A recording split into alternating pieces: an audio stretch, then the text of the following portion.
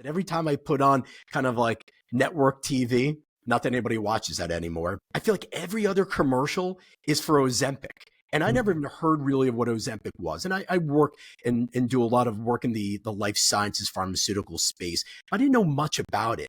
And then I dug in a little deeper. I found there's over 270 million views of the hashtag for Ozempic. It's pervasive, like every commercial, every day. It's like become almost like a part of like the media landscape right now. And if I feel like it was a sudden onset, I know it wasn't that sudden. Is this a golden age of weight loss medicines? Like, what do you think about the rise of Ozempic? Yeah, so specifically with Ozempic, it is very interesting that it's not the first drug that has been developed for obesity or weight loss. Think about it, specifically with Ozempic is one of the so-called GLP-1s or glucagon peptide-like 1 agonist. This is an hormone that's being produced in our gut. And the first, research about this was when patients after bariatric surgery, we saw this type of hormones very, very elevated. And this is a gut hormone that is being produced at the end of our, so to speak, our small bowel, goes all the way to it's called the ileum.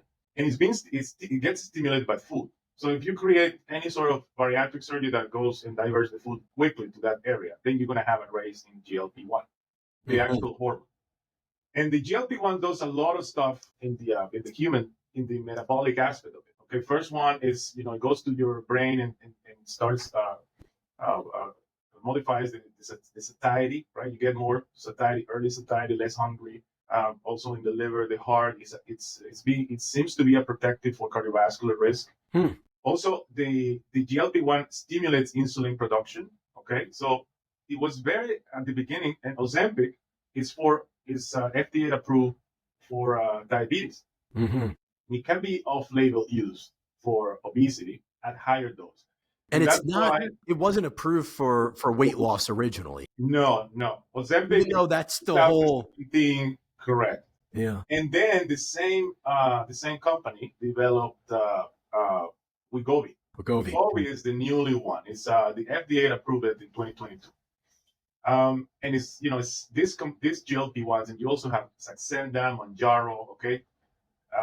Different companies with the same principles. A GLP-1 agonist, different names. They're delivered by injections, and lately these ones are once a week.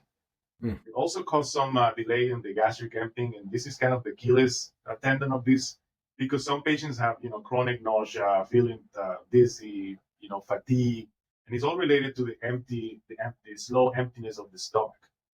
These are the things about Ozempic.